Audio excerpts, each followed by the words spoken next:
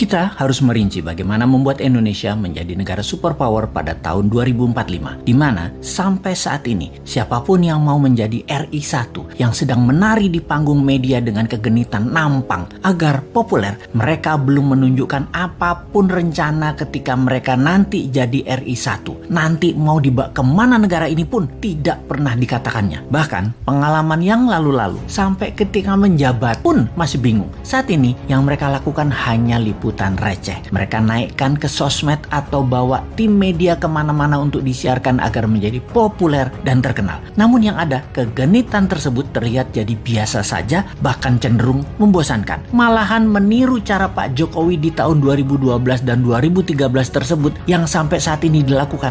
Itu aneh. Mereka meniru gaya populerisme tersebut yang ternyata cocok di Pak Jokowi namun dipakai yang lainnya. Ya agak waku, gak pas begitu. Kalau Newman bagaimana? Kita tidak menyibukkan diri dengan panggung keterkenalan fisik, tetapi mengisi otak kaum new mind dengan informasi dan keilmuan. Konsep bernegara kita ketika mandat didapat salah satunya adalah negara akan membuat infrastruktur jalur transaksi baru. Ibarat di tahun 1964 di mana pemerintah kala itu di zaman Lyndon B. Johnson memerintahkan DoD atau Department of Defense untuk membuat alat komunikasi baru di luar kabel atau di luar PSTN yang selama itu dipakai hampir sudah 50 tahun. PSTN adalah sambungan kabel untuk telekomunikasi, untuk telepon. Lalu di tahun 1969 lahirlah yang namanya internet. Dan di tahun 90-an masa jayanya isinya internet hingga saat ini internet menjadi alat komunikasi dan transfer data utama dunia. Sama, dulu kita infrastrukturnya perbankan, kredit card, ATM untuk menyalurkan uang beredar. Kedepan kita akan membuat infrastruktur transaksi perpindahan aset digital emas yang mana emas fisiknya ada di Nusantara Metal Bank, semacam lembaga di Swiss yang terkenal yaitu Swiss Metal Bank, bank metal milik Swiss yang isinya logam berharga, noble metal atau PGM, precious group metal, ditabung disimpan sebagai underlying mata uang Swiss. Sekarang dengan digital teknologi tak perlu lagi menerbitkan mata uang, pindahkan saja ke emas atau PGM ke sesama akun tadi, maka transaksi berbasis logam mulia bisa dilakukan. Itulah muasalnya dinaran, di mana jika kita dapat nanti dinaran akan dilepas oleh Bosman menjadi milik negara Nusantara. Pakailah dinaran sebagai kastodian Bank Metal Nusantara dan alat tukar transaksi terpercaya di seluruh Indonesia. 1 tahun sejak Newman pegang mandat, sejak tahun 2025, maka dinaran menjadi instrumen metal transaction. Ditarget dalam 5 tahun, 70% transaksi di Indonesia pakai emas. Dan 5 tahun berikutnya, 70% transaksi